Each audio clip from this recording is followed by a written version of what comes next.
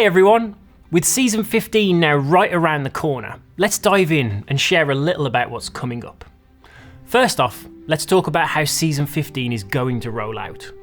As I shared last year, we're going to be releasing our latest season, the anticipated expansion to the Hunter's Call, over February, March and April's updates. The primary goal here is to slow the rate of change arriving in each update, so we can better maintain the health of the game, while also giving you all something to look forward to in each of the month's updates. Season 15 will kick off with our next update on February 20th, and straight away 2 new ancient Megalodon will be released upon the seas. You'll finally be able to set sail as an emissary for the Hunter's Call, which is now expanded to rank 100, with rings of distinction for you overachievers. Along with the company expansion, there's now on-demand voyages from the quest table, with fishing and raid voyages providing company-specific treasure.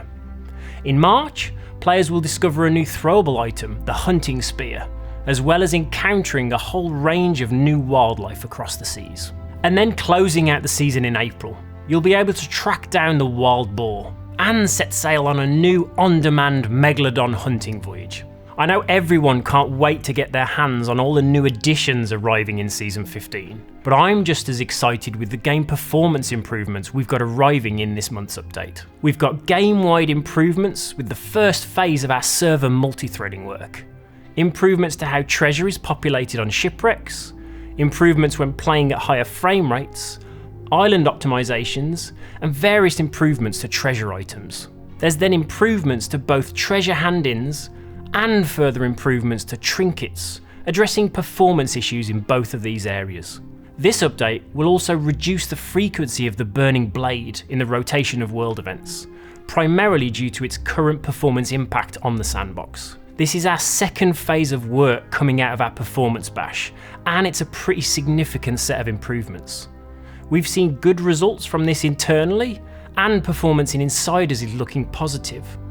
We're hopeful these improvements will provide the same impact to live, but I'll hold on to my confidence rating until we see how they all land.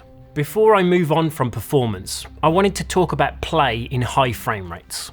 As the team have been diving into bug reports and feedback around game performance, we see a common trend where players with high-spec rigs are choosing to uncap their frame rates and begin to commonly reach average frame rates above 144.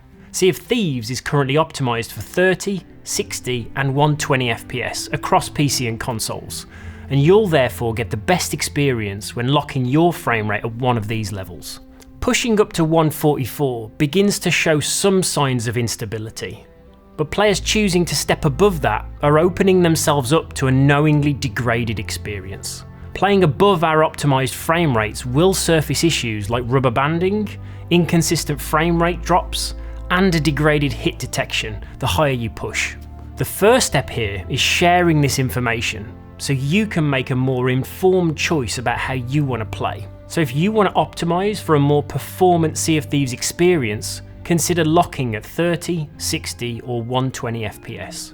Uncapping or sinking above 144 is knowingly degrading the experience, and you do so at your own risk. We're going to keep an eye on this one as we continue to optimise performance across the game, and while we don't want to restrict the options you have available to you, we may have to consider that in the future if we continue to see players reporting performance issues well above our optimised range. Next up, let's talk game security and player safety. So pack file use has gone through the roof recently, with both cheat users and hobbyists getting involved. We have a zero tolerance policy here, and manipulating game files to modify the experience is a bannable offence. The team are working to identify usage and secure our game files from this moving forwards. No timelines to share on this work yet, but this is now being prioritised. We're also investing further into protections for players who become targeted by malicious users on the seas, including our creators who've seen an uptick in targeted stream sniping. February's update delivers our next wave of ban evasion tech, with further detections to crack down on players circumventing game bans. As a reminder, this isn't a one and done thing. We'll continue rolling this out in waves in coming updates. This update also includes a range of protections against malicious activity under the hood, beginning to reinforce the systems that cheaters have been using to teleport and bypass various combat restrictions. We know that the impact of cheaters is pretty significant at the moment. We feel your pain and we're working hard to continue fighting back against their attacks, both in the areas I've mentioned here, but also the more secret things we're doing behind the scenes. And to finish off our game health roundup, I've got a few things to share on the game experience, as our February update delivers fixes to some common pain points. Ships appearing invisible at the start of an hourglass battle have been fixed. Common locations used to prevent ships from sinking in order to cheese hourglass battles have been addressed. Inconsistent audio when bailing water and when ships are filling should now be much more consistent.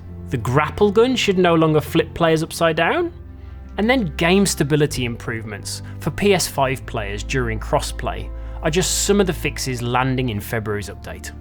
The team have also been working on some tools to allow us to restrict some common economy exploits we've seen surface following the voyage rebalance in Season 11, where crews were increasing their reputation and gold earn rates much higher than intended. Crews now purposefully starting and cancelling voyages repeatedly, trying to force a specific location, and now going to find that voyage is placed on cooldown, unable to be started again for a period of time. This small change should address many of our commonly reported voyage exploits without affecting genuine play. We've also developed tools behind the scenes to lock problematic voyages without the need to take the game down for maintenance, ensuring we can protect players should a voyage become problematic in live play. And finally, stay with me here, we're nearly done. I wanted to share an update on something I hinted at back in November. We've taken the impact of Season 14 very seriously, and it shone a light on a number of areas across our team where we didn't have strong quality control. While we've made changes ahead of Season 15 that already builds our confidence in quality, it's clear that we've been too reliant on our Insiders program. While Insiders will always be a fantastic last line of defense, we know the responsibility of quality delivery has to sit with us. In order to do that, we're going to be expanding our team here at Rare, and we're hiring experienced Sea of Thieves players to form a player experienced focused quality team, bringing more of your experience directly into the studio and closer to development. This will include assessing the quality of features in development, through to tracking down issues reported in Insiders and live. I can't wait to get this new team on board. Our recruiters have been sourcing candidates, and we hope to get this team up and running in the next few months, bringing their lived experience and the voice of our players straight into our studio. Well, there was clearly a lot to cover here, and I hope it shows the efforts of our team addressing the issues that matter most to you. Let's call it there. Catch you all next time, and happy hunting.